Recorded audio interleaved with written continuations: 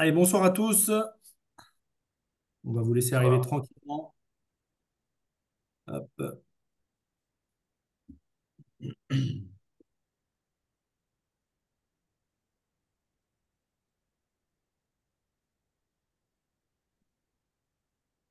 Euh,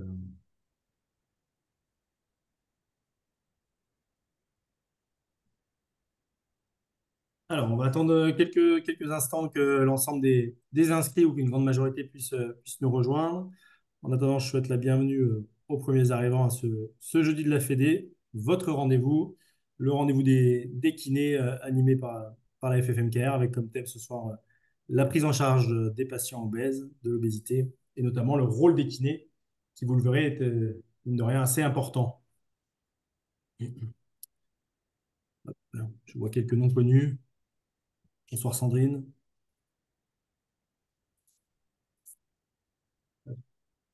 Donc, en attendant un petit rappel des règles de fonctionnement sur ce webinaire, il y a deux présentations qui vont vous être faites par Nicolas Odabakian et Mathias Willam, pardon, dans l'autre sens. Suivant les questions, on essaiera soit de les prendre à la fin de la première séquence, soit toutes à la fin. Sachez que les questions, vous les posez sur l'onglet Q et R qui doit apparaître en bas de votre écran. Et que si jamais vous voulez faire un petit coucou ou réagir avec quelques-uns de vos confrères ou consoeurs, vous pouvez le faire dans le chat. Voilà. Pensez bien à poser vos questions dans l'onglet QR parce que sinon on ne peut pas à la fois animer et regarder tout ce qui se passe sur le chat. On s'y perd un peu, donc c'est plus simple pour nous. Allez, on va attendre 8h35, laisser le temps d'un retardataire d'arriver. Pour ceux qui ne le savent pas, en tous les cas, sachez que ce jeudi de la Fédé sera mis en ligne en replay, sera accessible uniquement pour les adhérents de la FFMKR d'ici une quinzaine de jours. Il suffira d'en faire la demande sur le site INK Learning, qui est le site des formations en ligne de l'Institut national de la kinésithérapie. Vous avez un ensemble de webinaires qui sont rediffusés. Je sais que notamment les webinaires sur la nouvelle NGAP ont fait, comment dirais-je, ont été extrêmement demandés et il y a d'autres thèmes sur notamment le kiné coordonnateur, sur l'accès direct, des thèmes qui traitent de l'ensemble de l'actualité de la kinésithérapie et qui vous permettent un petit peu d'être au courant de tout ce qui se passe dans notre profession. Allez, on va dire que tout le monde est arrivé, donc bienvenue à tous. On va démarrer avec, donc moi je suis Rémi Révier, je suis secrétaire général de la FFMKR et je tenais à animer ce jeudi de la Fédé parce que la prise en charge de l'obésité, vous le verrez, a un versant qui a beaucoup de liens avec le sport santé, l'activité physique adaptée. Et c'est un sujet qui me passionne et sur lequel je suis extrêmement comment dirais-je, investi, comme le sont Mathias et Nicolas. Donc, on va commencer par toi, Mathias, une présentation donc, sur un petit peu la globalité de la prise en charge de l'obésité. Donc, juste en quelques mots, je te laisse peut-être te présenter et mettre en ligne à partager ton écran pour mettre en place ton PowerPoint. C'est à toi, Mathias. Bon, merci pour l'invitation. Bonsoir. Donc, moi, je suis kiné sur Nîmes. Je me suis occupé de sport de haut niveau jusqu'en 2010. Et à partir de 2010, en fait, je me suis intéressé en fait à la prise en charge globale. Et j'ai travaillé beaucoup en fait en collaboration avec des professionnels d'activité physique autour de patients complexes et de patients chroniques. Donc je suis enseignant à l'IFMK de Montpellier en formation initiale sur les patients douloureux chroniques, essentiellement les pathologies rachidiennes, parce que j'ai un DU de pathologie rachidienne versus chirurgie. Et au niveau des quatrièmes années, j'interviens sur la prise en charge du sport santé, de la prise en charge globale de la douleur. J'ai un DU de la douleur que j'ai passé cette année à la faculté de Montpellier. Et donc, ça fait maintenant 10 ans que j'interviens dans la prise en charge de ces patients qui nécessitent à la fois une et une intradisciplinarité. Et donc, l'obésité, c'est un des modèles de la chronicité et qui nécessite cette transversalité dans la prise en charge. Et donc, ça me fait très plaisir de pouvoir aborder ce sujet qui me touche à la fois professionnellement et personnellement. Donc, je partage l'écran. Vas-y, oui, oui, bien sûr, Ouais. vas-y. Vas-y. Alors, Tu as travaillé sur un support, autant pour faire profiter tout le monde. C'est important. voilà. Ok, donc, alors, le sommaire, finalement, la question qui m'était posée, c'était notre rôle dans la prise en charge des patients obèses. Donc, voilà, cette petite lithographie des URPS, on va essayer de comprendre finalement comment on peut s'investir dans des mots qui ont l'air d'être assez simples, mais où, au demeurant, dans le quotidien, notamment dans une activité libérale, c'est pas si simple que ça. La prévention, prévention primaire, prévention secondaire, accompagner, évaluer, on le voit en tout petit, mais finalement, le kiné qui évalue, qui accompagne, qui recommande aussi. Alors, il y a eu un gros travail qui a été fait récemment avec des recommandations qui ont été mises à jour et où notre profession a été grandement sollicitée. Et puis, essayer de comprendre assez rapidement euh, qu'est-ce que c'est que l'obésité? Est-ce que c'est une obésité la même pour tout le monde ou est-ce qu'il y a plusieurs obésités? Revenir rapidement sur les recommandations de l'HAS. Revenir, je vais illustrer mon propos par une action que j'ai menée en 2013 autour de la thématique l'intérêt du golf dans la lutte contre l'obésité et quel est le rôle du kiné dans une prise en charge globale. Et ensuite, j'avais envie d'échanger avec vous sur une expérience et puis surtout quelques fondamentaux peut-être à prendre en compte quand on s'occupe de ces patients qui vont devoir vivre avec l'obésité parce qu'on parle bien de maladies chroniques. Hop. Alors, tac, pardon. Euh, tac, tac. Donc, si on reprend les recommandations de l'HAS, celles de 2024, je vous ai fait une petite synthèse. Ce qui me paraît important, c'est de bien appréhender qu'il n'y a pas qu'une obésité. L'HAS, et je trouve que ce travail est assez bien fait, définit en fait au moins 3 types d'obésité qui sont calculés en fonction du poids de l'individu sur le calcul de l'IMC. Et donc, ce qu'on s'aperçoit, c'est qu'en fonction de l'obésité, les recommandations sur le type d'accompagnement ne sont pas les mêmes. Et moi, ce que je trouve assez intéressant dans ce travail qui a été fait de l'HAS, c'est là aussi la notion du temps. C'est-à-dire que quand on accueille ces patients, tout de suite, il va falloir qu'on aborde la notion du temps qui va passer, que ce sont des prises en charge qui sont longues et pour autant, souvent, c'est des patients qui ont besoin que ça aille vite. Donc, il y a un temps d'explication à faire. Il faut aussi bien définir qu'en fonction de la complexité de l'obésité, on ne va pas avoir les mêmes facteurs associés et que les objectifs ne vont pas être le même. Donc, il y a un temps de stabilisation, il y a un temps d'acceptation pour pouvoir ensuite évoluer vers quelque chose. Ensuite, il y a un autre sujet qui me paraît important, c'est de parler des différents types d'obésité. L'obésité, c'est pas la même chez tout le monde. Certains ont des causes génétiques, d'autres vont avoir des causes contextuelles, environnementales, comportementales, psychologiques, parfois pathologiques. Parfois, ce sont des conséquences à un accident de la vie qui vont nécessiter, et parfois, et souvent c'est le cas, et on se rend compte dans l'anamnèse, c'est une accumulation de tous ces facteurs. Et aujourd'hui, ces patients qui ont besoin de temps d'écoute, qui ont besoin d'être touchés, on se rend compte que finalement, dans le parcours de soins, dans le monde médical aujourd'hui, il y a peu de gens qui ont du temps à leur accorder et notre profession est peut-être celle qui leur accorde le plus de disponibilité. Donc, c'est vrai que souvent, quand on voit venir ces patients dans nos cabinets, le motif de consultation est rarement, même si on parle de plus en plus de sport santé, le motif de consultation est rarement je veux perdre du poids. On rentre dans un parcours de soins parce qu'on a une problématique de santé, souvent qui se matérialise par une douleur. Et donc, ce qui me paraissait important, c'était de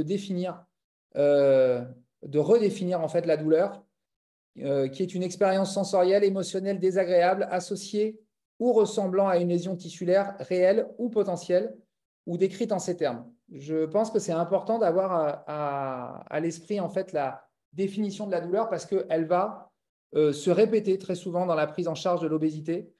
Et quand elle se répète et on revit cette expérience douloureuse, souvent on renforce les comportements d'évitement, on renforce le fait d'arrêter les prises en charge, on perd de la motivation. Pourquoi? Parce que quelquefois, c'est juste l'expérience qu'on revit et pas forcément une lésion ou une situation vraie, mais bien une expression, un ressenti.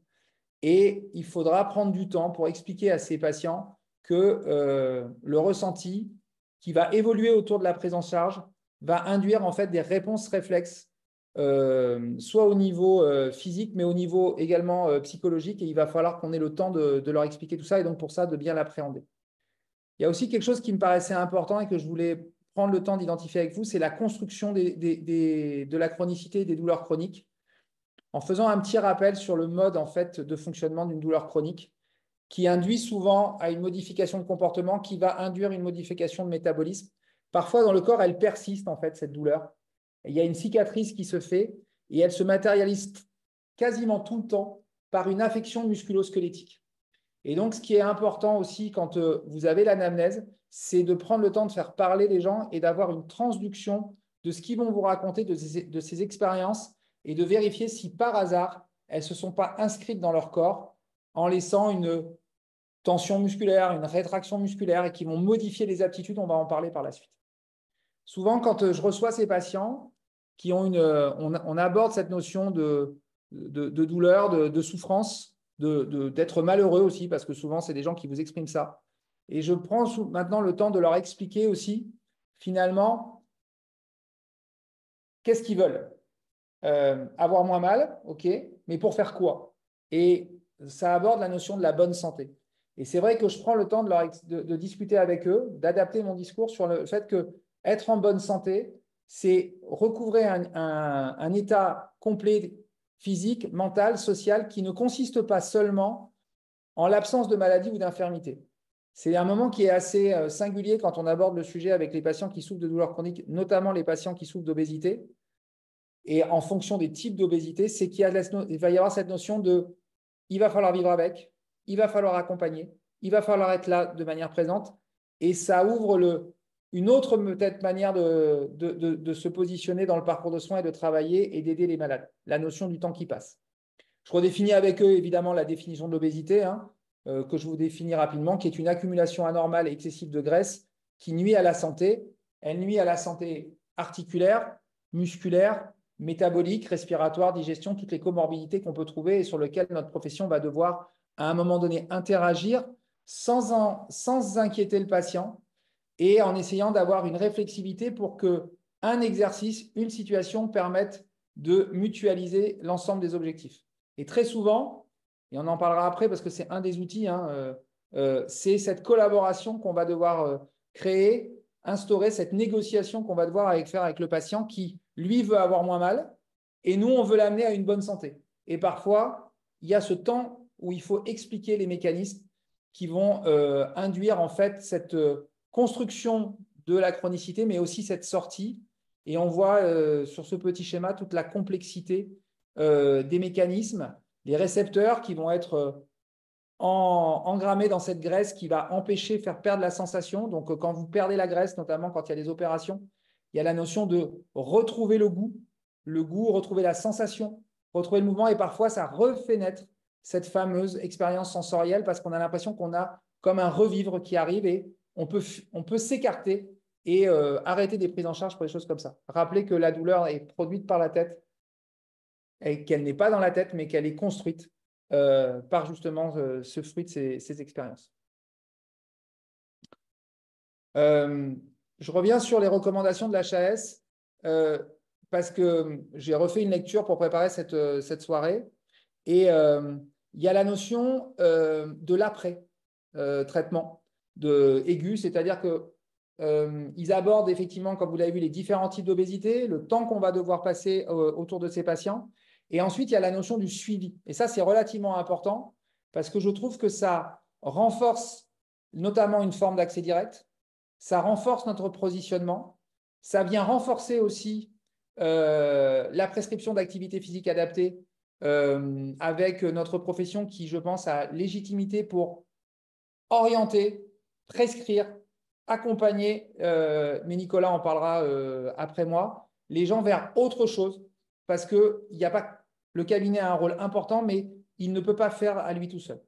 Avec aussi à l'idée des spécificités, et ça, c'est aussi des choses qu'il va falloir faire, qu'on remonte aussi à nos organismes de tutelle sur la notion des financements, c'est que surpoids ou obésité non complexe, ça nécessite un suivi pendant 6 mois, puis une adaptation et une évolution. Donc, on voit on va devoir mettre en place des rendez-vous périodiques. Sur quelle base on les fait, comment on les organise. On voit que ça se complexifie un peu plus dès que l'obésité est plus importante. Pourquoi? Parce qu'il y a des comorbidités qui viennent s'installer. Et le petit schéma de l'HAS, je vous ai mis le lien pour y aller, va vous résumer effectivement toutes les situations qui viennent s'agglutiner autour de cette problématique de l'obésité, qu'elle soit professionnelle, familiale, sociale, personnelle à titre physique, émotionnel, fonctionnel. Et donc, plus c'est installé dans le temps, et plus la complexité de la pathologie est installée, et plus ils vont avoir besoin de notre disponibilité et de cette capacité qu'on va aussi avoir, nous, parce que l'on est soignant et parce qu'on a cette transversalité entre le monde médical et le monde du sport, de les réorienter et d'assurer le lien important entre eux et leur staff médical et venir en soutien aussi des médecins spécialistes qui doivent parfois intervenir pour rassurer, mais aussi pour adapter les traitements pour qu'on puisse les mettre en mouvement. Pour illustrer mon propos et peut-être casser un élément, si maigrir c'était simple, ça se saurait. L'adage pour maigrir, il faut moins manger et bouger plus, même si c'est un slogan, ce n'est pas aussi simple que ça. D'abord parce que comment on bouge quand on est gros? Comment on bouge quand on est ce monsieur qui faisait à l'époque 170 kilos? Ici au milieu, je vais avoir une pensée pour la présidente de cette association, Annick Contiro, qui a fait plus de 230 kilos, qui a été opérée par le docteur Doka, et on avait fait une soirée pour justement parler de l'obésité en ce sens. On a eu l'idée en 2013 de faire une enquête. C'était de montrer en fait l'impact du golf dans la lutte contre l'obésité, et c'était surtout de montrer le fait que de taper des balles, ça allait permettre en fait de perdre du poids. Parce que quand vous êtes en surpoids, que vous avez mal aux genoux, que vous ne pouvez pas vous déplacer, que vous avez les cuisses qui se touchent, que vous avez des brûlures sur la peau, simplement que vous avez honte, que vous ne trouvez pas les vêtements, que vous ne trouvez pas le matériel, que vous avez des difficultés financières. Bref, une multitude de choses qui vont faire qu'à un moment donné, vous n'allez plus bouger, vous allez rentrer en sédentarité et vous allez perdre en fait un certain nombre d'aptitudes. Et ce qui était intéressant avec le golf, c'est que taper une balle, tout de suite, c'est addictif. Tout de suite, on a envie qu'elle aille loin. C'est comme de taper dans un ballon. Et pour que cette balle aille loin, il va falloir améliorer son équilibre, améliorer sa coordination, améliorer sa souplesse, tout en jouant. Et donc, dans cette étude, on avait fait une posologie, on avait fait jouer au golf 35 patients à raison d'une séance par semaine, de taper des balles. On avait mesuré en fait les appuis et la répartition du centre de masse en dynamique sur des plaques de force. Et on avait montré, on avait corrélé en fait que l'amélioration du contrôle du centre de gravité en dynamique, c'était accompagné d'une perte de poids, d'une augmentation des activités fonctionnelles et d'une augmentation du périmètre de marche sans qu'on ait fait marcher les patients au préalable, que la stimulation des muscles posturaux et des muscles antigravitaires avait favorisé en fait la perte de poids. Il y a aussi dans ce travail qui avait été supporté par le CHU Nîmes, piloté par la Fédération française de golf, ça nous a fait aussi réfléchir sur la notion de la posologie, puisqu'on avait sorti une posologie, une séance toutes les semaines, avec un temps d'échauffement, un temps de travail et un temps de récupération. La notion que si c'est un médicament, si ça a des effets positifs, ça peut aussi avoir des effets plus délétères. Il y a eu des patients qui, pendant cette enquête, ont eu des douleurs liées à l'activité, mais il y a eu également des blessures. Et pour assurer la continuité, il a fallu la présence de notre expertise, du kinésithérapeute, à la fois pour évaluer au départ, pour donner les lignes de travail, pour assurer le suivi et le maintien de l'activité, pour éviter justement cette sortie et ce cycle, ce fameux comportement d'évitement, et ensuite pour favoriser la montée en progression de l'activité. Et donc, ça m'a fait réfléchir sur finalement bouger, c'est de la rééducation, mais c'est de la réathlétisation, c'est de l'activité physique adaptée, c'est du sport avec une notion de performance, parce que des personnes que vous voyez dans cette photo ont continué après. Certains ont perdu plus de 20 kilos et sont devenus des golfeurs à part entière qui, 10 ans après, maintenant font de la compétition, se sont inscrits, ont pris une licence. D'autres sont restés en loisir, certains ont arrêté. Et il y a aussi les activités quotidiennes. Donc finalement, on voit que bouger, c'est plein de choses et qu'on a une place fondamentale pour à la fois permettre évoluer, accompagner, coordonner, structurer. Et je pense qu'on a un vrai rôle à jouer là-dessus. Après ce préambule, j'avais envie d'évoquer avec vous des notions qui, pour moi, me paraissent importantes dans la prise en charge de ces patients et qui incombent à notre expertise. Parce que, encore une fois, je vais insister sur le toucher. On touche avec nos mains. Donc, on peut évaluer l'état de bonne santé ou de moins bonne santé des structures du mouvement, que sont les muscles, les articulations, mais également on touche par les mots, on touche par notre attitude et notre posture, le paraverbal, le non-verbal. Et comme on a du temps avec les gens et qu'on les voit évoluer, ben, fatalement, on peut apprécier cette expérience sensorielle, émotionnelle qui peut conduire au comportement d'évitement. Et cette spirale négative que je vous ai montrée, elle peut arriver excessivement vite et elle peut arriver à n'importe quel moment du parcours. C'est-à-dire qu'il faut appréhender que à partir du moment où un patient accepte quelque part de se voir, découvre quelque part sa forme de handicap et son obésité, il est dans une forme de vulnérabilité qui va ensuite se consolider pour repartir vers une zone de confiance et une zone de force, vers un parcours bienveillant. Mais pendant tout ce temps-là, l'accompagnement, le lien entre tous est important et qui de mieux que notre profession peut assurer ce lien-là? À aujourd'hui, je vois pas. Je pense qu'on est une clé de voûte dans ce dispositif. Et j'ai coutume de dire que finalement, on peut peut-être considérer que notre cabinet, notre lieu de travail, c'est peut-être le centre d'expertise du mouvement aujourd'hui, du mouvement vrai, de celui qui soigne, de celui qui guérit, de celui qui permet d'aller vers quelque chose. J'adore travailler avec les professionnels du sport, mais que ce soit dans le sport de haut niveau ou que ce soit dans la prise en charge des patients chroniques, quand consulter un kiné, sur une prescription, mais pas que, dans le monde du sport, on nous consulte aussi en première intention. Mais dès qu'une articulation dysfonctionne, le mouvement n'est plus possible, ou il est moins possible, ou il demande plus d'énergie, il est moins efficace. Et donc, on est toujours là, en fait, pour réparer cette petite chose, remettre la machine en marche. Et donc, je pense qu'effectivement, ça confère de nous des experts à la fois du mouvement dans la résultante, mais aussi dans ce qu'il a produit. Donc, l'évaluation préalable, le bilan diagnostic kinésithérapique à la suite de l'anamnèse, qui va se centrer sur les facteurs de vulnérabilité et de fragilité. Le type d'évaluation, palpatoire, orthopédique, la marche, l'équilibre, le travail qu'on fait tous les jours.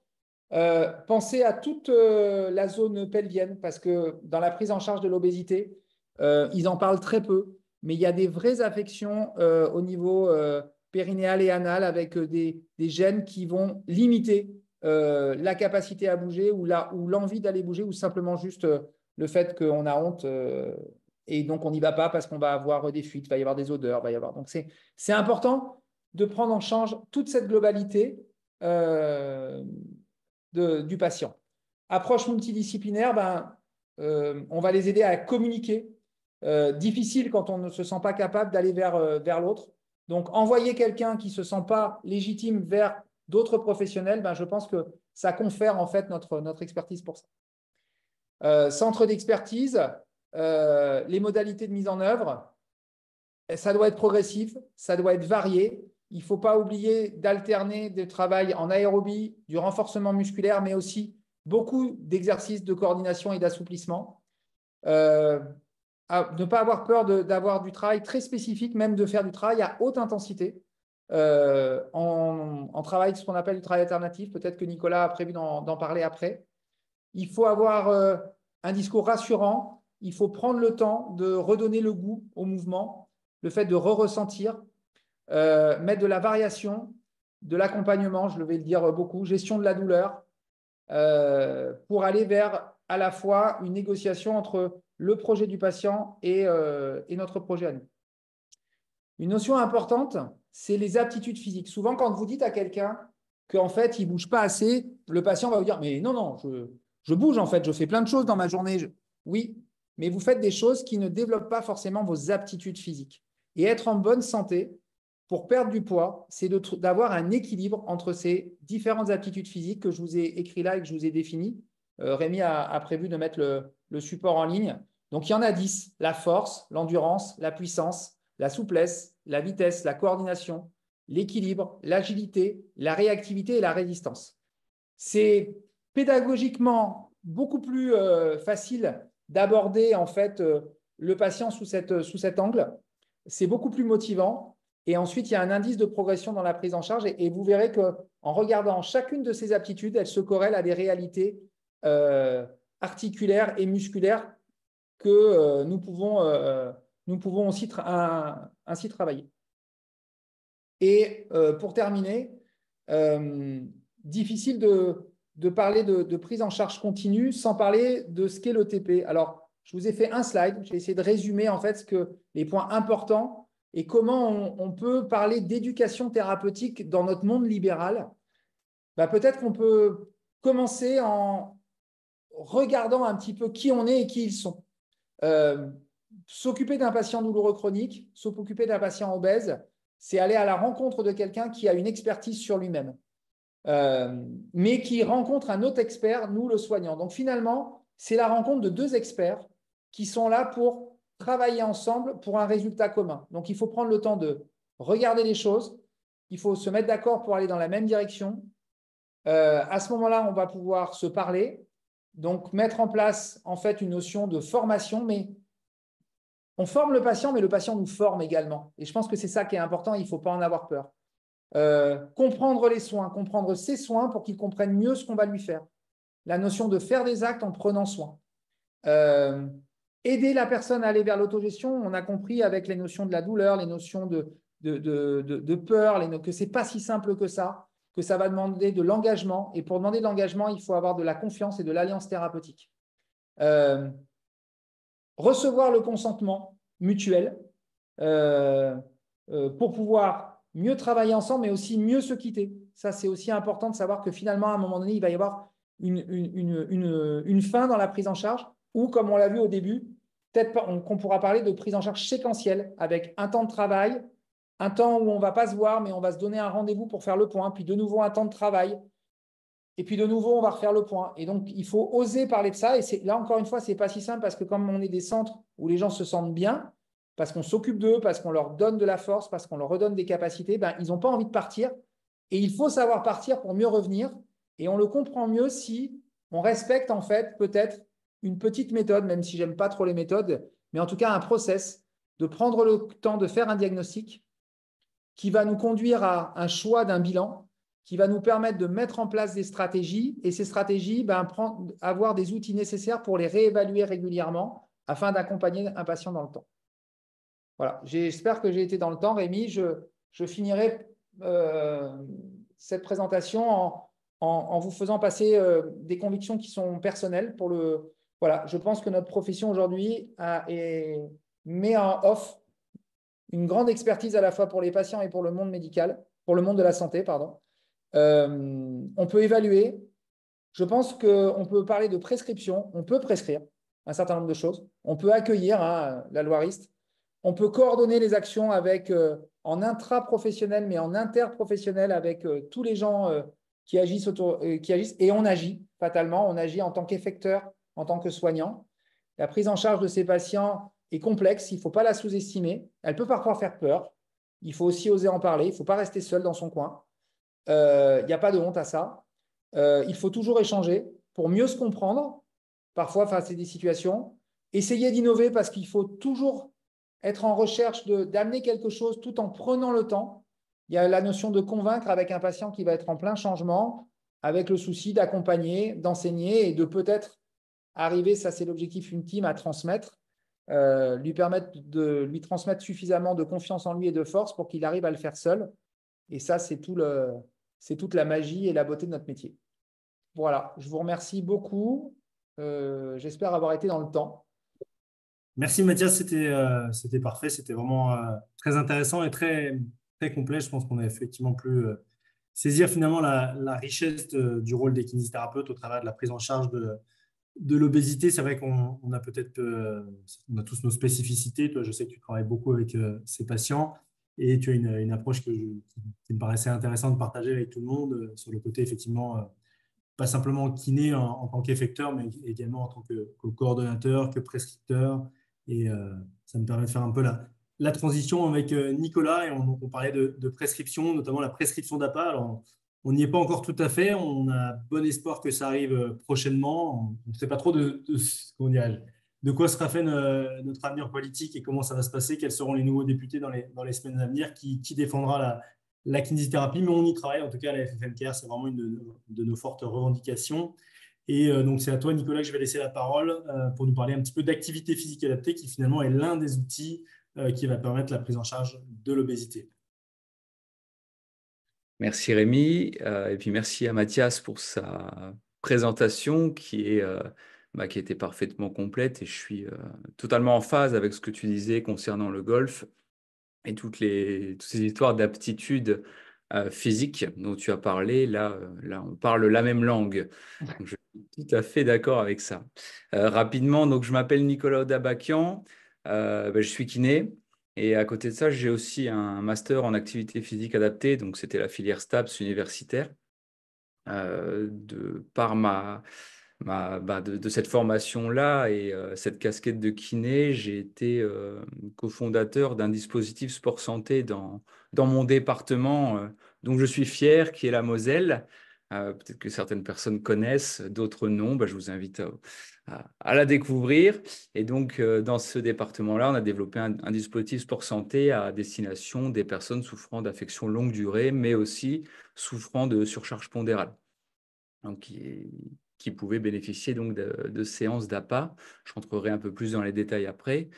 Et sinon, en dehors de ça, voilà, je forme aussi les confrères et les consoeurs kinés à l'activité physique adaptée, à la réalisation de séances et de bilans. Donc, je vais vous faire le partage d'écran de ma présentation. Et on va attaquer tout de suite. Voilà. Bon, voilà, je vais vous parler donc d'activité physique adaptée. Comme le disait Rémi, vraiment comme un outil à la prise en charge des personnes souffrant de surcharge pondérale, mais pas que. Ça peut aussi être à destination d'autres publics. Aujourd'hui, on sera davantage ciblé sur cette population. Donc, un tout petit peu d'histoire. Si je reviens sur ce que disait aussi Mathias, on va dire que l'activité physique adaptée en elle-même, elle est apparue, elle est née, on va dire, vers les années 80. Donc, c'est quelque chose qui existe depuis un petit moment quand même. Moi, je n'étais même pas né, vous voyez.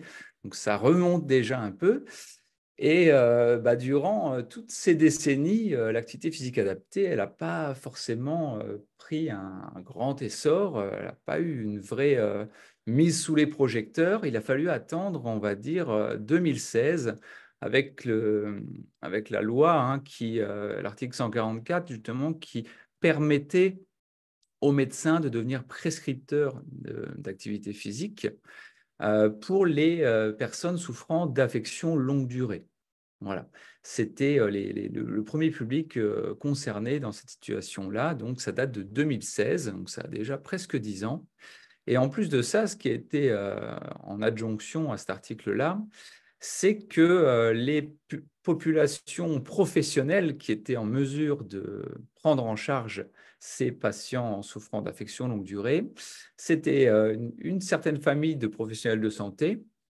Il y avait les ergothérapeutes, les psychomotriciens et puis les kinésithérapeutes, bien entendu, mais aussi des professionnels de l'activité sportive, de l'activité physique qui étaient, qu'on appelle les STAPS, les enseignants APA. Eux sont titulaires d'une licence ou d'un master universitaire, mais également, il y avait quelques petites adjonctions encore. On avait aussi tout ce qui était coach sportif type BPGEPS ou CQP, mais avec des garde-fous quand même. Je pourrais rentrer dans les détails si vous voulez par la suite. En tous les cas, sachez que ce n'est hélas pas seulement le territoire des kinés, mais d'autres professions de santé et du sport. Maintenant, à ce jour, il est vrai que ceux qui se sont vraiment emparés de cette discipline, c'est surtout les professionnels du sport et du sport adapté. tout ce qui est professionnel de santé, c'est encore débutant, mais en tous les cas, moi, je garde bon espoir hein, parce qu'on milite beaucoup là-dessus sur les formations, mais aussi, je remercie la Fédé, hein, la FMKR, d'être aussi un impulseur là-dedans pour motiver et informer les confrères et consoeurs sur la thématique. Et puis, 2023, donc c'était hier, est sorti cet article 1172-3 donc du Code de la santé publique qui permet donc aux kinésithérapeutes et seulement aux kinésithérapeutes de renouveler et ou d'adapter, on pourra en parler après, les prescriptions d'activité physique adaptée. Et c'est pour ça que je vous dis que j'ai bon espoir, parce qu'effectivement, on est dans le renouvellement, on n'est pas encore prescripteur, mais ça va venir. Une chose en son temps. Faisons déjà nos preuves, si je peux dire, avec tout ce dont on peut s'emparer. Et là, en l'occurrence, les kinésithérapeutes sont les seuls à pouvoir renouveler. Il faut bien penser à ça. C'est-à-dire que les professionnels du sport, les ergothérapeutes, les psychomotriciens, eux, n'ont pas cette possibilité-là. Ça veut donc dire qu'on a une certaine légitimité là-dedans. Donc, il faut s'emparer de ça. Il faut commencer à devenir enseignant à pas, si je peux dire, avec la double casquette et renouveler ses prescriptions d'activité physique adaptée. Maintenant, je vous parle d'activité physique adaptée, je vous parle d'APA, mais peut-être que là, vous dites, mais de quoi est-ce qu'il nous parle? C'est vrai que c'est un mot qui fait un peu extraterrestre comme ça, APA, mais c'est le terme qui a été conservé. En tous les cas, c'est ainsi qu'on les appelle, les activités physiques adaptées. Et elles sont définies ainsi. C'est l'ensemble des activités physiques et sportives qui vont être adaptées aux capacités des personnes. Ça peut être des enfants, ça peut être des adultes qui seront atteints de maladies chroniques ou de handicap. Bon, c'est une définition de la HAS qui n'est pas forcément très détaillée, mais on peut ajouter celle-ci qui vous permettra d'avoir un peu plus de sens dans les termes. Dites-vous que l'activité physique adaptée, elle va vraiment s'adresser à un public qui va présenter des difficultés pour réaliser une activité physique et ou sportive. En fait, son état de santé va être le facteur limitant pour la réalisation de quelque chose que vous et moi, peut-être, nous réalisons sans embûche, sans problématique. Mais pour que cette personne, si on prend l'exemple d'une personne qui souffre de surcharge pondérale, cette personne n'est pas en mesure de pratiquer une activité physique ou sportive, j'aime pas ce terme, mais on va dire normale, habituelle, coutumière pour vous, ben, elle devra être adaptée, cette activité, autant sur sa fréquence que son intensité, voire même sa réglementation sportive. Et ça, ben, par des professionnels spécialisés qui sauront identifier les capacités de la personne. Dites-vous que c'est vraiment un service sur mesure.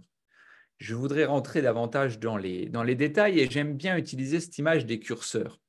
Vous voyez, c'est des curseurs sonores, hein, si vous êtes un peu dans l'audio. Ben, dites-vous que si on avait là une personne en séance, une séance de groupe. Voilà, on a les deux personnes en séance de groupe, deux personnes en surcharge pondérale, et l'une va présenter des troubles vraiment restrictifs au niveau respiratoire. D'accord, hein, que la surcharge pondérale va amener une surcharge de tissus adipeux hein, qui peuvent devenir restrictifs au niveau pulmonaire et au niveau des voies respiratoires. Eh bien, cette personne-là, peut-être que je n'arriverai pas à la faire pratiquer la même séance que la personne qui est à côté, par exemple, qui est également en surcharge pondérale, mais sur le plan respiratoire, ça va bien. Par contre, elle me dira qu'effectivement, il y a une apparition plutôt juvénile d'arthrose au niveau du genou droit. OK. Mais est-ce que si je veux mettre en place, par exemple, un circuit training, un parcours, une activité de basket, est-ce que les deux personnes seront dans les mêmes capacités de réalisation de la séance? Ben, je ne suis pas sûr. C'est pour ça qu'on va ajuster nos curseurs. Vous voyez ici. Peut-être que pour la personne qui souffre sur le plan respiratoire, je vais lui demander de faire des déplacements peut-être moins longs que la personne qui sera en mesure de se déplacer un peu plus malgré un genou douloureux. Inversement, si la personne avec le genou douloureux n'est plus en mesure d'effectuer les exercices debout, ben, j'adapterai en lui faisant des séances plutôt assises. Vous voyez, c'est ces curseurs-là qui vont nous permettre d'adapter sur mesure le service à la personne. Et on l'adapte parce que si on fait des séances de groupe, vous voyez, avec le même exercice, la même intensité, la même fréquence, ben, certaines personnes ne vont pas arriver à faire l'exercice. Dites-vous que c'est des personnes qui, psychologiquement, ont aussi une image d'eux-mêmes qui n'est pas forcément la meilleure. Donc, si vous les mettez en situation d'échec, dès la première séance, vous imaginez, bon, moi, je suis quasiment sûr, je peux prendre le pari avec vous, que cette personne-là, elle ne reviendra pas la prochaine fois. Et là, c'est perdu. C'est perdu parce que l'objectif de l'activité physique adaptée, le Graal absolu, c'est quoi? Eh ben, c'est que la personne, elle puisse reprendre goût à l'activité physique, qu'elle puisse même d'elle-même, après, aller chercher une activité, une discipline, aller toquer à la porte d'un club ou d'une association pour devenir autonome dans sa pratique sportive. Donc, si je n'ai pas mis mes curseurs au bon niveau en fonction des capacités de la personne, que j'aurais bilanté avant, bien entendu, eh ben, il y a le risque que je mette en situation d'échec la personne. Et c'est pour ça, je pense que les clubs de sport où il n'y a pas de prise en charge sur mesure ne seront pas adaptés à ces personnes-là. Alors, un autre constat, c'est aussi que dans la prise en charge des personnes en surcharge pondérale, en prise en charge de l'obésité, ben, on voit beaucoup de monde. On voit les infirmières, on voit les médecins, on voit les diététiciennes, on voit les psychologues. Et puis, ben, voilà, tout le monde est là, tout le monde est content. Vous voyez sur la photo, c'est la grosse fiesta. Mais où sont les kinés? Où sont les kinés? Alors, on entend quand même de plus en plus qu'on a le plan national de nutrition santé qui évolue de plus en plus vers le mouvement, la lutte contre la sédentarité, le bien bouger, bien manger. On l'entend beaucoup, hein, ça ce sont des adages qu'on entend bien. Mais est-ce que nous, en tant que kinésithérapeutes, on n'a pas aussi notre place là-dedans? Parce que dans les guides des parcours de soins, hein, qui datent de 2023 et qui étaient même mis à jour en 2024, donc là je vous parle de quelque chose d'actuel, il est demandé aux professionnels de santé, dont le kiné, des capacités de dépistage et d'accompagnement des usagers qui souffrent d'obésité. Ça, c'est clairement dans nos cordes, à 3000%. C'est pour ça que dans la prise en charge en activité physique adaptée, on rentre complètement là-dedans.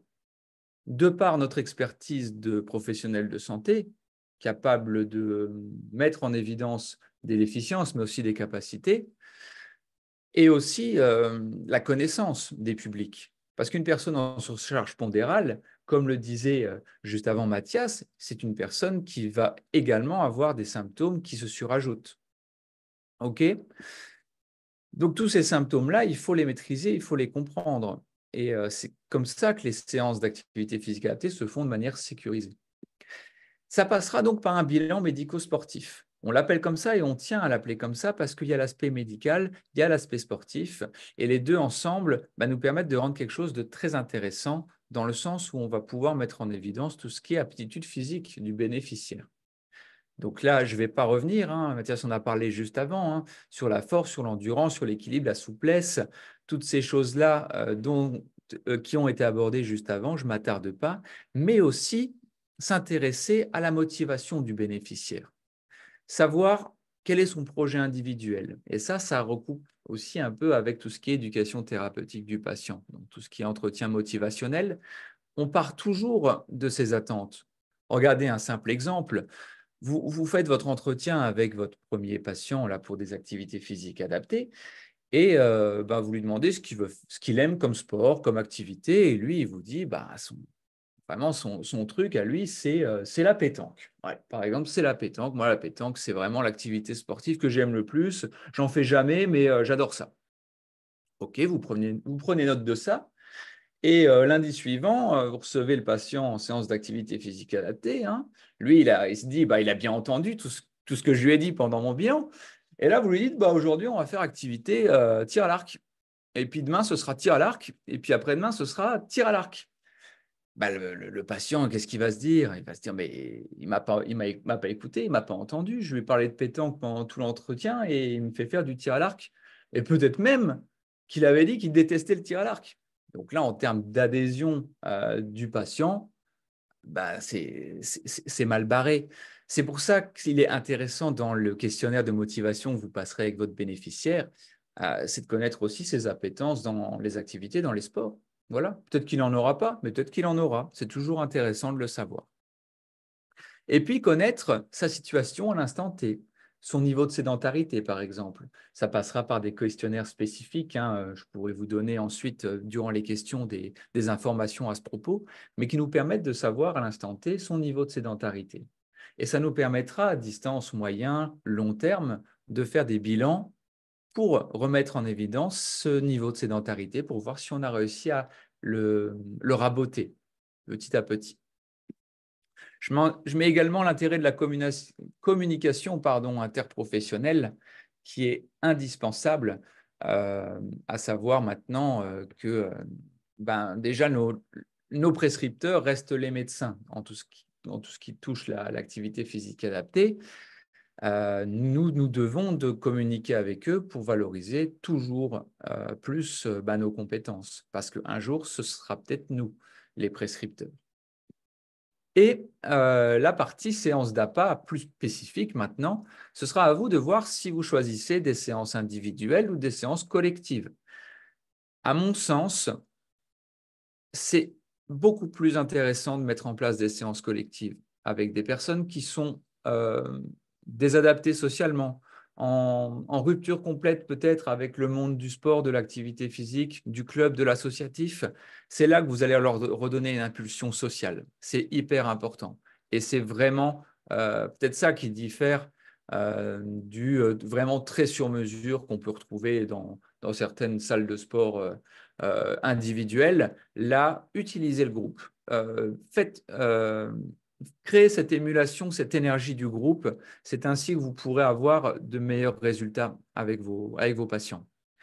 On restera minimum sur 45 minutes, d'accord? L'intérêt, c'est de faire travailler la personne, surtout en filière aérobie, si on est dans de la surcharge pondérale, pour lui redonner une capacité d'endurance et d'effort, mais surtout lui proposer des sports, lui proposer des logiques internes sportives dans le but de faire émerger en lui ou en elle le plaisir de l'activité pour ensuite la laisser voler de ses propres ailes, si je peux me permettre ça, vers les clubs sportifs, vers les assos, pour en faire une personne sportive autonome.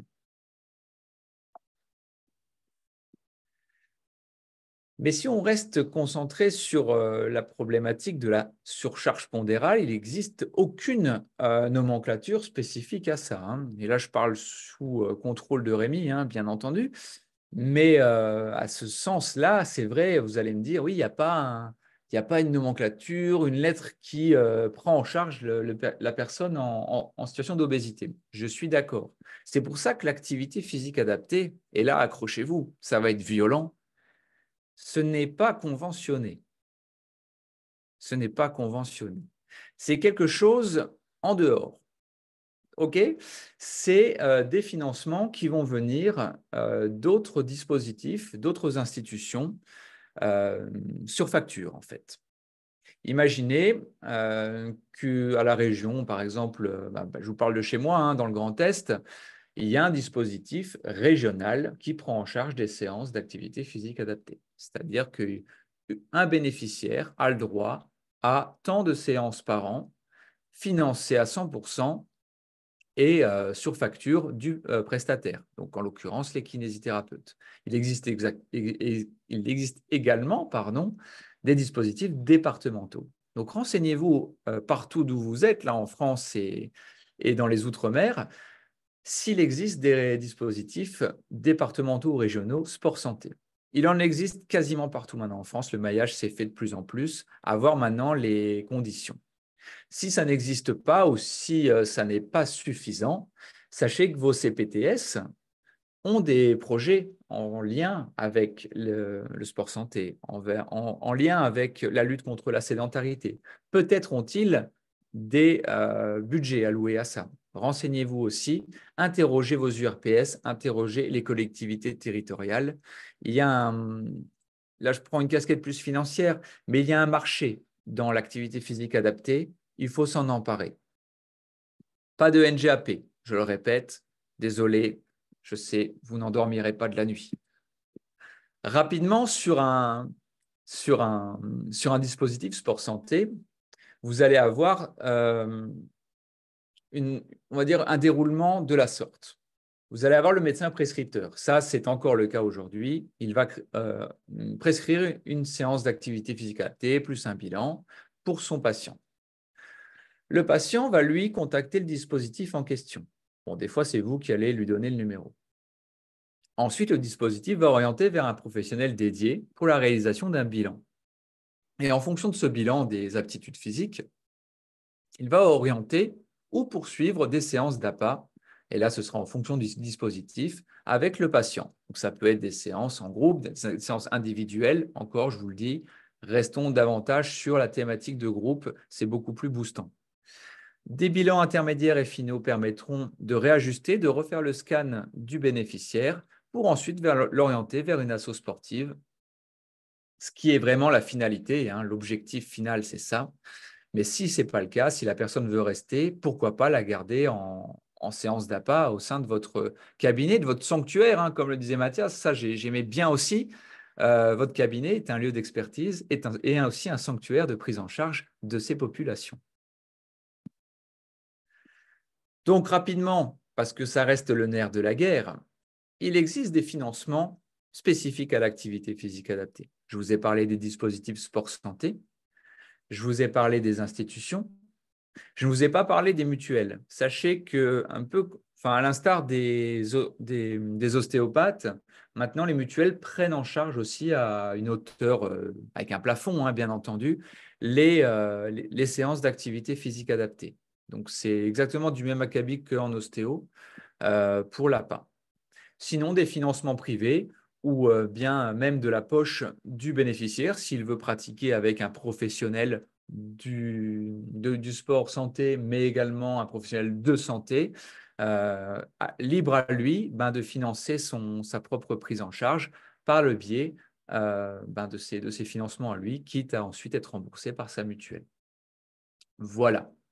C'était tout en termes de présentation. J'espère que j'ai tenu les délais du mieux possible, Rémi. Et bien entendu, voilà, là, c'est l'heure des questions-réponses. Je suis à votre entière disposition pour rentrer dans les détails. Merci pour Alors, votre attention. félicitations, Nicolas, tu as été bon sur les timings. On va essayer de me faire passer pour un tyran, ce que je ne suis pas. Effectivement, je Non, souhaitais mais surtout que tout le monde puisse s'exprimer. C'est pour ça que je vous ai alerté là-dessus, mais vous avez été très bons et extrêmement pertinents sur vos interventions, Nicolas et Mathias. Peut-être simplement rappeler que, Nicolas, toi, tu es formateur à l'Institut national de la kinésithérapie à l'INK et que tu fais des formations sur l'activité physique adaptée dans lequel tu donnes un peu les clés pour animer au sein des cabinets différentes sessions, etc. Si tu veux peut-être en dire un petit mot. Oui, absolument, Rémi. C'est ça, je suis formateur à l'INK dans la thématique le déploiement de l'activité physique adaptée pour les kinés. Ça me tient vraiment à cœur pour vous donner vraiment toutes les clés, tous les codes possibles pour que vous puissiez vous approprier l'APA. C'est le moment, le train il est en marche, mais vous pouvez encore monter dedans et il y a la place. Donc moi, je vous invite à venir si vous avez envie d'approfondir ce que je vous ai dit là. Effectivement, en 20 minutes, je ne pouvais pas vous faire de vous des vrais professionnels de l'APA, mais ce n'est que partie remise. Parfait. Alors, attends, je vois une première question. Bonjour, n'importe quel cabinet peut faire du sport santé ou faut-il être homologué? C'est une question de Catherine Pascal. Qui veut répondre? Ouais, moi, je peux répondre. Allez, Mathias. N'importe quel cabinet peut faire du sport santé. Il n'y a aucun problème. C'est d'abord, et n'importe quel cabinet peut aussi accueillir en son sein des APA. Moi, j'en ai dans mon cabinet. Donc, c'est aussi possible de travailler en interdisciplinarité dans son propre cabinet. C'est juste une règle, mais oui, n'importe quel cabinet peut faire. On est de toute façon, c'est ce qu'on fait. C'est pour ça que je disais, le sport santé, quand on comprend, moi, c'est vrai que je ne sais pas si Nicolas, tu seras d'accord avec moi, mais je pense que si on parle d'activité physique qui induit une modification de la santé, je pense qu'il faut à un moment donné qu'on parle de prescription et de posologie, qu'on parle d'un élément de départ et à quoi on veut arriver. Et donc, tous les cabinets de kiné sont des endroits où on fait déjà ça. C'est juste qu'il faut le réfléchir à un autre niveau. Il faut parler de filière énergétique. Donc, je pense que c'est des choses que Nicolas aborde dans sa formation, d'où le fait d'aller se former un peu plus en fonction d'eux. Mais au préalable, vous prenez n'importe quel patient et vous pouvez lui rentrer dans une logique de sport santé dès demain si vous le souhaitez. Après, Il y a juste la notion que, comme a dit Nicolas, voilà, à partir du moment où on ne fait plus de rééducation, qu'on fait faire de l'activité physique et on peut faire à différentes intensités, ça devient payant. Et là, ça ouvre un autre débat, Rémi, mais là, tu arbitreras. Moi, quand souvent je suis interrogé, je parle de nos compétences. Et dans les compétences, il y a des choses qui sont dans la nomenclature et qui sont remboursées. Et il y a des choses qui ne sont pas dans la nomenclature et qui ne sont pas remboursées. Et on sait pas, la difficulté qu'on a aujourd'hui, c'est qu'on a peut-être peur, ou qu'on le sait. D'abord, peut-être qu'on ne le sait pas. Deux, on a peut-être peur, ou on se sent pas assez légitime pour le dire. Mais on a dans notre référentiel de compétences des choses qui ne sont pas dans la nomenclature. Donc, on peut déjà au préalable parler de rémunération non remboursée ou en tout cas remboursée par d'autres. Alors, les ostéopathes y arrivent très bien. Les kinés-ostéos y arrivent très bien. Et les kinés, alors, les kinés qui font de l'ostéopathie, un grand nombre font très bien la différence. Ben, c'est la même chose. C'est la même chose avec l'activité physique.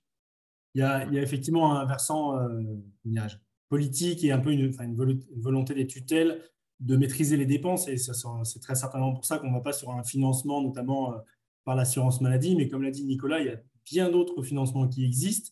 Et je crois qu'il faut qu'on ait peut-être un moment où dans notre profession, il faut qu'on soit même de savoir valoriser nos compétences, comme vous l'avez dit tous les deux, et que l'on crée un petit peu nous-mêmes notre modèle et que l'on crée un petit peu notre propre rôle. Et après, pour en revenir sur la notion de prescription d'APA, c'est vrai que ça fait partie des choses sur lesquelles on insiste lourdement à la FFMKR parce qu'on estime que les kinésithérapeutes sont véritablement cette passerelle entre le monde du sport et le monde de la santé, entre le monde médical et le monde des enseignants en APA.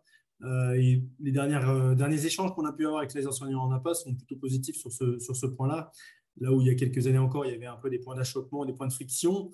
Ils entendent un petit peu le discours que l'on met en avant sur le fait de travailler avec eux de façon à être complémentaires. Et à titre personnel, j'estime que pour le bien de la prise en charge des patients, la complémentarité entre l'évaluation du kiné, la prise en charge kinésithérapique et la prise en charge en activité physique adaptée pour les publics qui peuvent être pris en charge par des enseignants APA serait extrêmement bénéfique. Mathias, tu voulais rebondir peut-être? Oui, ce que je voulais dire, c'est que… Ah, pardon, j'ai perdu le fil. Oui, le patient paye aussi. Il y a aussi quelque chose qu'il ne faut pas oublier, c'est que le patient, d'abord dans la pathologie chronique et notamment dans l'obésité, il faut se rendre compte de tout ce qui est dépensé de manière inutile par les patients. Parce que, voilà. Et le patient est en capacité, si on lui explique, de financer lui aussi sa bonne santé. Parce qu'il ne le sait pas forcément. Et c'est vrai que c'est quelque chose dont on parle rarement. On parle régulièrement du financement. Et oui, mais le premier financeur de sa propre santé, c'est le patient lui-même. Et un patient qui veut faire des choses en sécurité, ben, quelquefois, il est content de savoir qu'il pourrait le faire dans un endroit en sécurité et sécurisant. Et des patients en souffrance, ben, on est là pour eux. Et je vous assure que ça ne leur pose pas de problème. Alors, une autre question, et je pense que tu vas peut-être pouvoir… Enfin, Nicolas, il a répondu un petit peu en partie avec le financement, notamment au travers des projets, via les structures coordonnées comme les CPTS, l'URPS ou des collectivités, etc. La question, c'est les prestations APA, comment elles sont actées au sein des cabinets. J'imagine peut-être côté.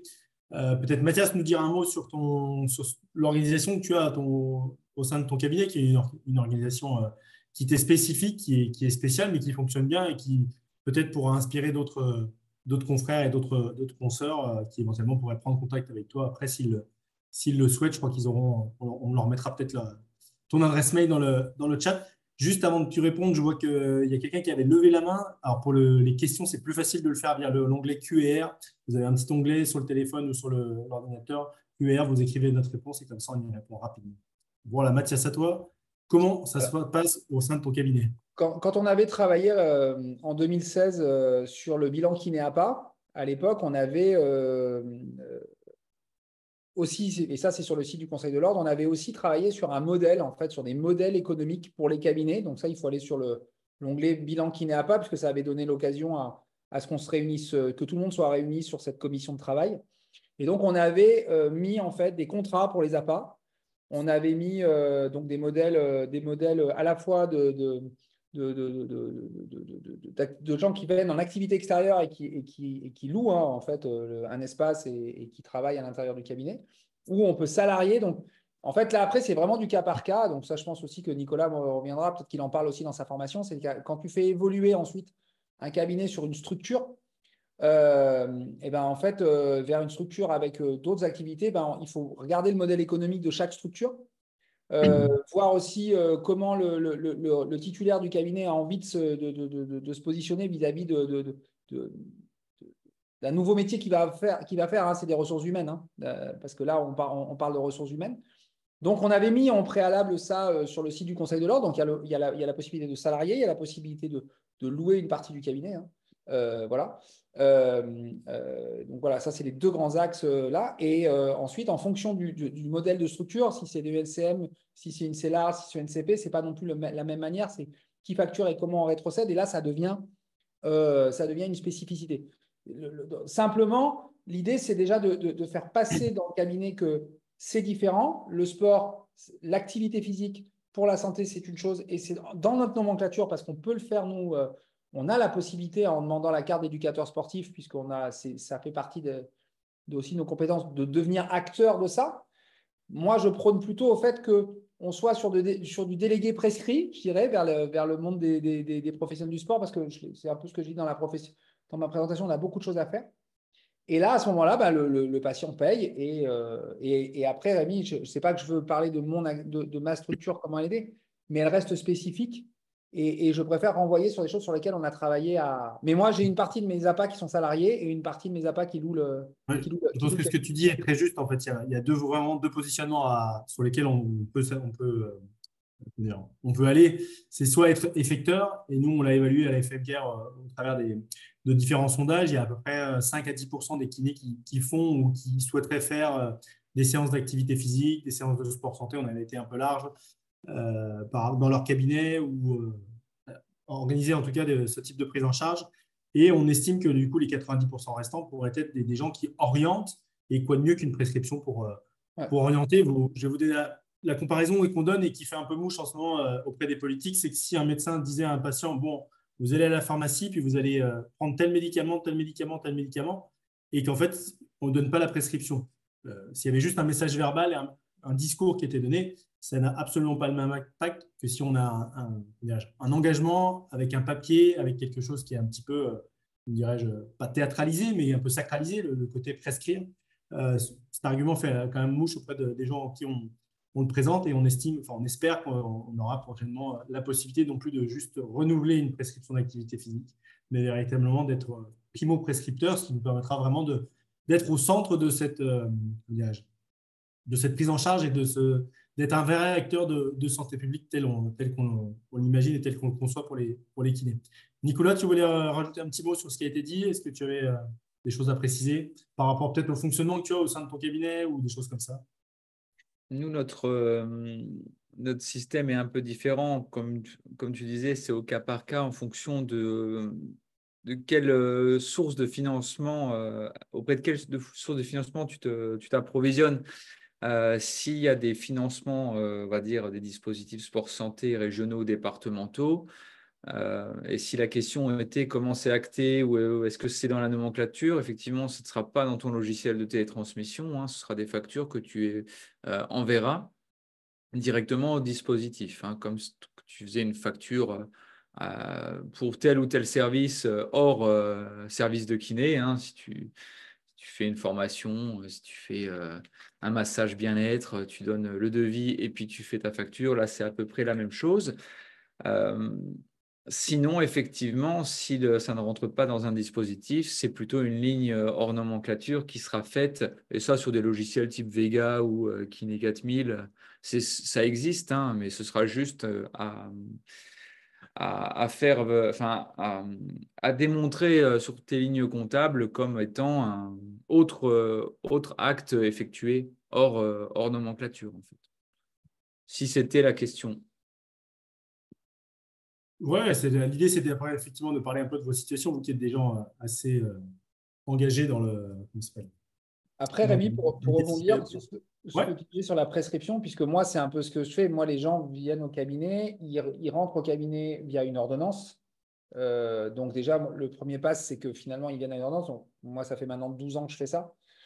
Dans le fonctionnement je parle de parcours de soins très rapidement aux patients. Donc moi, je prends essentiellement des patients chroniques, hein, voilà.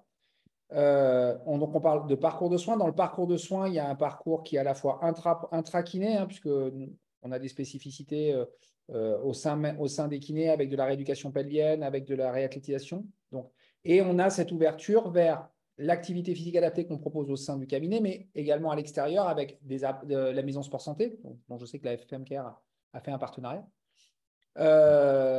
Et d'autres associations. Et en fait, on ventile et on parle de parcours de soins. Et à l'intérieur du parcours de soins, pourquoi je rebondis, je parle de la prescription, parce que les patients sont très contents s'ils vont à l'extérieur, et même s'ils vont vers les appâts du cabinet, et pourtant c'est la porte à côté, d'être accompagnés. Alors, quand on y va direct et on donne les recommandations. Et quand les patients vont vers les maisons sport santé à Nîmes, on met une prescription et surtout dans la prescription, on aborde les objectifs et les freins. Et tout de suite, le patient se trouve en sécurité. Et donc, effectivement, aujourd'hui, qui mieux que nous dans le paysage santé, hein, pour faire justement cette orientation. Il faut aussi le médecin. Hein. Moi, je dis quand même actuellement qu'il y a quand même quelques drapeaux rouges qui doivent être levés. Voilà. Mais une fois qu'en fait le patient est dans nos cabinets, il est autorisé à bouger. Il est déjà dans le mode rééducation, activité quotidienne et loisir. Il ne reste plus que finalement l'organisation d'un modèle sport santé, d'une posologie et potentiellement une proposition spécifique. Donc finalement, ça devrait couler de source. Alors, juste peut-être une question. J'ai vu que tu as répondu sur la rééducation suite à une opération bariatrique qui a été prise en charge par la Sécu. Alors, j'étais en direct avec notre expert dit conventionnel Thomas Pratt qui me disait que non, il n'y a pas. J'ai vu que tu avais répondu oui, Bah mais il oui. n'y a pas d'acte dédié en fait à la prise en charge suite à une opération bariatrique. Il y a éventuellement la rééducation de la paroi abdominale qui pourrait être utilisée pour prendre en charge un patient, Ah oui, d'accord. prendre en charge des séances. D'accord. Mais après, c'est comme toujours, en fait, on a un patient qui finalement est opéré, enfin, subit une opération bariatrique, comment dirais-je, il va forcément avoir des déficits qui vont être liés, non pas forcément avec l'opération, mais avec d'autres peut-être affections qui pourront, elles, faire l'objet d'une prise en charge classique telle qu'une pathologie kiné. Donc, on revient un petit peu à ça. Je pense que l'important, c'est surtout le bilan que l'on peut faire au niveau avec son patient. Pardon. J'ai vu une question. A-t-on le droit de faire de la pub si on met en place des séances de sport santé au sein du cabinet avec nom, adresse du cabinet auprès des CPTS, médecins, etc. Mathias, je te vois hocher de la tête. Je te laisse éventuellement compléter. Logiquement, on ne peut pas faire de pub, on peut faire du conseil. Ouais. On n'a pas le droit de faire de Euh, publicité, mais on peut faire du conseil. de mémoire, il y a un guide de la publicité ou enfin, de l'information sur le site du CNOMK. Ou sinon, il faut se rapprocher de son ordre départemental qui peut être peut-être le plus à même de répondre. Après, comme tu l'as dit, quelle est la limite entre l'information ou la publicité? Éventuellement un courrier dans lequel on informe de la mise en place de telle ou telle prise en charge ou de telle proposition de prise en charge. Mais une publicité telle qu'un 3x4 dans les rues, je pense qu'effectivement, c'est interdit par le code de déontologie de notre profession. Nicolas, je te vois opiner. Tu as des infos? C'est juste qu'on a un droit d'information de ce que l'on Ouais. fait au sein de notre cabinet. Donc, on peut informer le patient ou l'usager de nos compétences. Mais il ne faut pas que ça aille dans un effet un peu border d'aller dire que j'ai le meilleur cabinet, les meilleurs outils, les meilleurs matériels euh, et que je suis plus beau que le voisin d'en face, quoi. Mais Même en si c'est vrai. soi, même si c'est vrai, évidemment, mais, Bon. mais ouais, tu as le droit d'informer de tes services sans rentrer dans les détails. Bon, S'il ok. y avait une modification hein, justement qui date d'il y a, je crois, ça date de 2022 hein, Mhm. vis-à-vis de ce type d'information, ben, avec enfin, les dérives, si je peux appeler ça des dérives, des verbaliseurs, des vulgarisateurs de contenu là, sur les réseaux sociaux. Il y avait eu quelques jurisprudences, mais en tous les cas, informer que tu fais de l'appât, oui, tu as le droit t'as le droit de le dire si tu ne rentres pas trop dans les excès et que tu expliques que c'est juste de l'activité physique adaptée, que c'est bénéfique pour la population. Il n'y a aucun Alors, problème. une autre question qui va peut-être intéresser aussi les autres participants. Quel est le prix en moyenne d'une séance de sport santé? Est-ce qu'il y a une réponse à cette question, peut-être Mathias ou Nicolas? Est-ce que Question à 20 000 euros, ça. Euh, 20 000 euros, hein, c'est cher quand même. ah ouais, ben oui, attends. Non, mais Ok, est-ce non, que tu... Ouais. Ou le Nicolas, prix, vas-y. moi j'ai un exemple, je vais te donner l'exemple de mon département. Pour, dans notre cas, les dispositifs remboursent environ à hauteur de, il me semble hein, que c'est 20 euros la séance. Alors là, tu vas te dire 20 euros la séance, bon, pour 45 minutes, bah, j'ai autant faire du 16 euros, c'est 16,13 €, hein. C'est 16 € et 50 centimes et des brouettes. Ben oui, mais réfléchissons sur le fait que, et j'insistais là-dessus, c'est la notion de groupe. Donc c'est environ 20 euros par bénéficiaire. Donc si tu prends des séances de 4, 5 personnes, ben, il y a une petite multiplication à faire, mais si on parle juste finance, c'est intéressant. Oui, c'est intéressant. Et là, je ne te parle pas du bilan qui est pris en charge aux alentours de 40 € le bilan. Bilan individuel, hein, bien sûr. Ouais, ok. Bon, la différence se fait sur la prise en charge qui est effectivement plutôt collective qu'individuelle, et c'est peut-être effectivement là qu'il y a des choses à aller chercher. Mathias, tu voulais rebondir un petit peu sur cette question aussi de la tarification de la séance. Alors, je pense Est-ce que que tu as Nicolas, différents types de tarification? Est-ce que tu tarifies tout le monde de la même manière? Est-ce que les gens ont alors, un abonnement?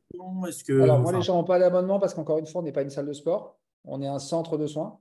Non, Et je pense que c'est important que les gens l'entendent, voilà, que les kinésithérapeutes ne sont pas moi, je ne sont pas des considère concurrents des que salles de sport. voilà, moi je considère et pour œuvrer, et tu le sais, hein, avec actuellement, puisqu'on discute tous les deux avec des médecins de la SF2S, et voilà, on positionne bien le cabinet comme un centre d'expertise, d'analyse, de réparation des gens pour vers de l'autonomie. Donc, moi, il n'y a pas de notion de salle de sport, il y a une notion de parcours de soins.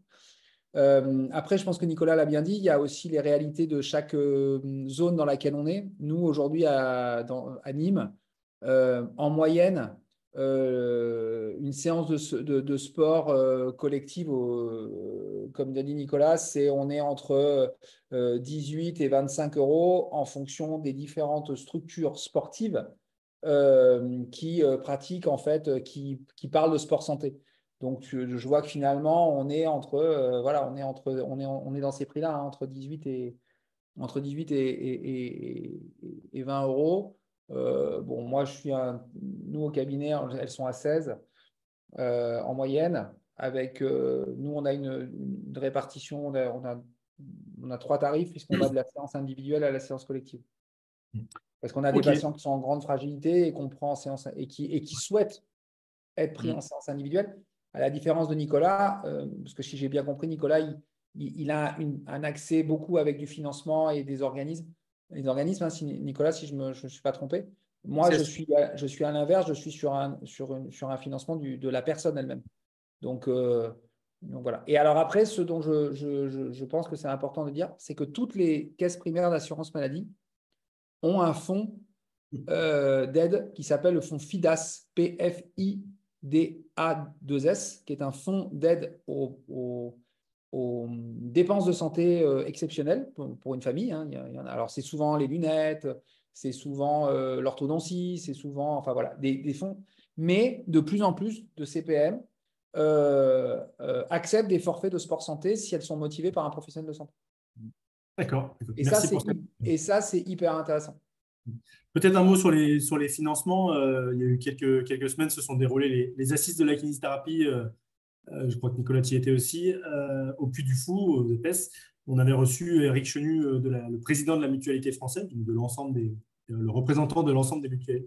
Et en échangeant avec lui, effectivement, les mutuelles quand même réfléchissent à la manière de financer un petit peu l'activité physique adaptée, le sport santé, enfin d'accompagner en fait la remise en mouvement des Français, parce que c'est vrai que les chiffres sont un peu catastrophiques. Il y a encore une étude qui est sortie aujourd'hui, là je crois que c'est 40 ou 50% des hommes ou des femmes qui ne font pas assez d'activité physique ou qui sont en dehors de toute recommandation. Donc on est face à des malades chroniques en devenir, et effectivement il faut réagir. Donc il y a des groupes de réflexion qui se mettent en place. Ils seraient plutôt sur comment dirais-je, des financements de programmes passerelles, c'est-à-dire on finance pendant 3 mois, un peu ce dont parlait Mathias.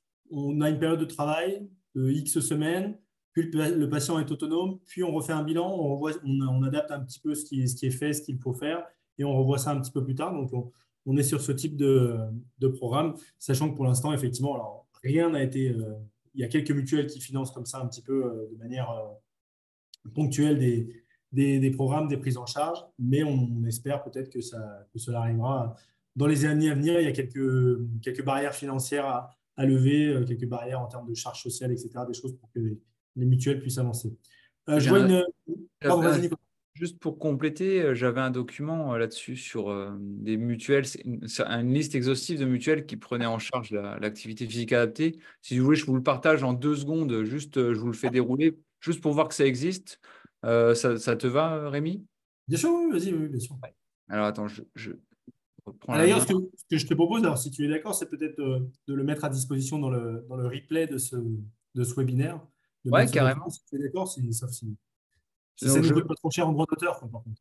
alors ça, on en reparlera après, bien entendu. En antenne. Attends, je le mets juste là. Là, vous voyez? Très bien, ouais. Alors, est-ce qu'il est à jour? Parce que moi, j'avais fait aussi ça et là, je vois des choses. Il date de Est-ce que... 2022, hein, il a dû être remis à Ah, jour. Donc, c'est pour vous dire qu'il y avait déjà de l'existant en 2022, mais mhm. ça a dû bouger en positif avec le temps, hein. D'accord. Oui, Ok. c'est quand même des mutuelles connues. Euh, bon, certaines sont plus généreuses que d'autres, hein. Ouais. Ouais, il y en a Ouais, quand en même. fait, c'est Voilà. l'hétérogénéité de l'offre fait que c'est compliqué de lire tout ça. Enfin, il y en a certaines qui vont financer l'achat de basket jusqu'à la séance de sport et d'autres qui vont financer la prise en charge en APA avec un enseignant en APA ou un professionnel de santé.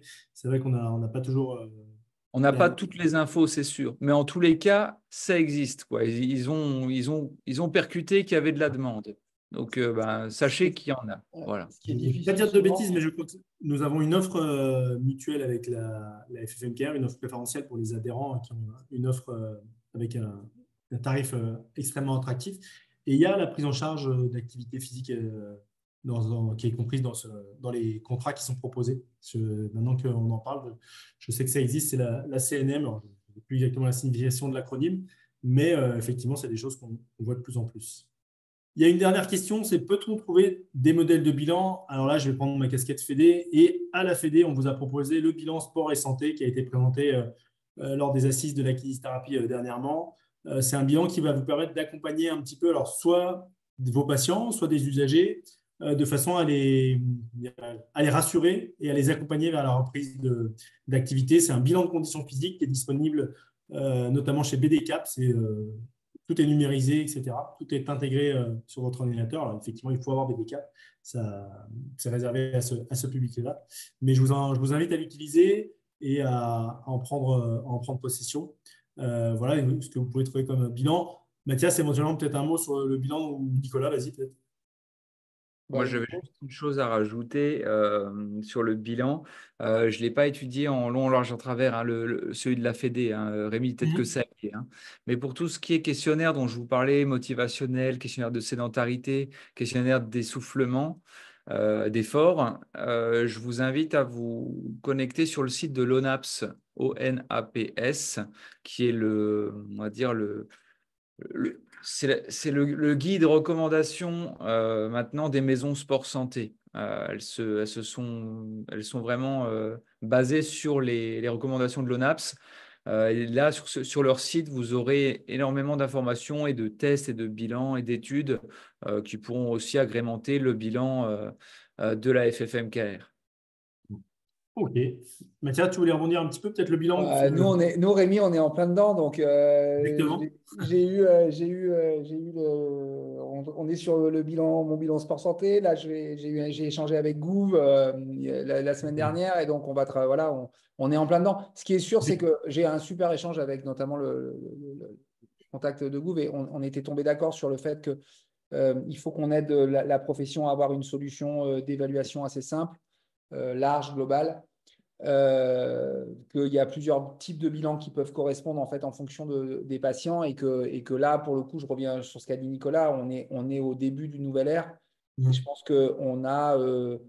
il faut qu'on prenne notre place dans ce dispositif. Il y a des patients et on n'est pas, c'est la loi des phénotypes, c'est-à-dire le patient qui a besoin de sport santé, il est aujourd'hui rentré dans une forme de phénotype du plus faible au plus fort. On a oublié, on n'a peut-être pas pris en compte à l'époque, en 2016, que les gens pouvaient évoluer à travers ce phénotype en faisant du sport santé et qu'à chaque évolution, à chaque changement important, il y a une forme de vulnérabilité, il faut réévaluer. Et je pense que là, on a notre place à jouer. C'est une évidence pour que ça réussisse, hein, tu le dis. Et pour ça, il faudra des outils d'évaluation simples. Et aujourd'hui, il y a 20 millions de chroniques en France, Ouais, un tiers de la population. Donc, ça veut dire, et il y a aujourd'hui 110 000 kinés sur le territoire. On est la seule profession qui est en augmentation cohérente par rapport à l'augmentation de la population avec une baisse des autres professionnels. Donc, je dirais même qu'il faut qu'on soit prêt, c'est inévitable. On va nous demander Alors, autant on nous a sorti du jeu au confinement, autant je pense que dans quelques années, on va nous demander de venir dans le jeu parce que de toute façon, ça va être difficile pour qu'on s'occupe simplement de nos concitoyens. Donc, en tout cas, bravo à la FFMKR parce qu'on se connaît depuis longtemps. Et bravo et merci pour votre engagement parce qu'il est vrai et sincère. Nicolas, tu lèves la main, mais pas de manière électronique, c'est pour parler. Oui, je levais la main. C'était aussi pour ajouter qu'effectivement, partout en France, comme le disait Mathias, le sport santé, ça se développe à différents niveaux et c'est la même chose pour les bilans parce que certains dispositifs vont vous demander tel ou tel bilan, d'autres structures vont être spécifiques à leur bilan. On va avoir le bilan des STAPS et puis il y avait à l'époque aussi le bilan kiné de l'ordre, vous vous souvenez, et des fois on ne sait plus trop ce qu'il faut faire, vers quoi aller, qu'est-ce qui est juste. Effectivement, rappelez-vous que vous êtes des experts du mouvement, vous êtes des professionnels de santé de haute qualité. Et, je ne vais pas vous convaincre, vous le savez déjà. Ah, ça fait du bien Rien ne quand on vous dit nouveau. empêche, ça fait du bien de l'entendre, mais rien n'empêche le thérapeute, dans son sanctuaire, encore une fois, d'ajouter tel ou tel test, tel ou tel bilan sur le patient qu'il est en train de valoriser sur le plan de ses aptitudes physiques. On n'est pas obligé d'être à 100% carré dans le truc. Si c'est une personne qui souffre d'affection respiratoire, eh ben, il y a peut-être une spirométrie à rajouter. Si ça vous semble logique, faites-le. Voilà, il n'y a pas de barrière. Vous êtes Je, justement… je compléterai ce que vous avez dit sur le fait que le public est extrêmement hétérogène, que tout le monde n'a pas les mêmes attentes. C'est aussi le message qu'on essaye de porter, c'est-à-dire que, par exemple, quelqu'un qui est pris en charge pour un cancer souhaiterait peut-être plutôt aller faire de l'activité physique dans un club de sport parce qu'il n'a plus envie d'être dans une ambiance un peu médicalisée. Et au contraire, quelqu'un qui est en bonne santé veut être rassuré et voudrait aller voir un professionnel de santé, un Ouais. kiné, pour se remettre en activité physique. Et c'est le message qu'on porte, c'est peut-être le manque d'agilité un petit peu des processus et des parcours nous sont proposés actuellement. Et c'est là-dessus qu'on travaille avec beaucoup d'interlocuteurs. Mathias parlait de Gouv, qui est un de nos partenaires, qui permet de faire des bilans, qui permet de proposer des séances. On parlait aussi des maisons sport santé, avec lesquelles on est également partenaire, qui sont une sorte de guichet unique de l'offre d'activité physique, qu'elle soit adaptée ou simplement sportive, qui permet de répondre aux besoins des usagers, mais également des patients, des malades chroniques, des patients en ALD. Donc voilà, je pense que le message peut-être principal, c'est qu'on a un rôle à jouer dans l'obésité, comme on l'a vu avec Mathias. On a une place à prendre au niveau de l'activité physique adaptée, à la fois en tant qu'orienteur, que prescripteur, on espère bientôt, mais également en tant qu'effecteur pour ceux qui le veulent. On a un rôle également à jouer dans le sport santé, à la fois dans le déploiement, dans le message de prévention, dans le dépistage, mais également, pourquoi pas, une fois de plus, en tant qu'effecteur. Donc voilà, on a un métier qui est extrêmement riche, extrêmement passionnant. On l'a vu ce soir au travers des échanges, on a plein de choses à faire. Après, voilà, il faut peut-être sortir un petit peu du confort dans lequel on s'est enfermé avec la prescription, la carte vitale, les mutuelles, les remboursements, etc. Mais on le voit, il y a des solutions qui fonctionnent et on a bon espoir que tous ceux qui le souhaitent puissent s'en emparer. Et je vais laisser la parole à Nicolas et Mathias peut-être pour conclure, si vous avez un petit mot à dire chacun. Vas-y, Nicolas. Eh bien, déjà, merci beaucoup à la Fédé de nous avoir permis de parler de cette thématique qui est aujourd'hui qui est sous les projecteurs, qui se développe de plus en plus, qui va permettre à long terme de sauver la France, de sauver le monde, clairement, puisque les pathologies chroniques augmentent et il faut les arrêter. Pour conclure, je vous dirais vraiment ce que je vous ai dit tout à l'heure, le mot de la fin, c'est vraiment le train, il est en route, le train de l'APA, il est en route. On n'a peut-être pas su monter dans le wagon tout de suite, et je le comprends, hein, on a tous nos vies de kiné et on a déjà énormément de travail. Maintenant, le train, il faut absolument qu'on l'accroche parce que le cheval de bataille des gouvernements, des futurs gouvernements et toutes les institutions publiques de notre pays, ça va être de lutter contre la sédentarité et l'explosion des pathologies chroniques, des maladies chroniques. Et le kiné, maintenant, doit prouver qu'il est la profession référence là-dedans. Voilà. Et toi, Mathias, un mot? Moi, je vais pas dire, je vais appuyer ce que vient de dire Nicolas. Je pense qu'on est dans un moment de. C'est la dissolution. Si on dissout, c'est on doit ressoudre quelque part à un moment donné. Je pense que c'est le moment où on peut ouvrir le courant de pensée.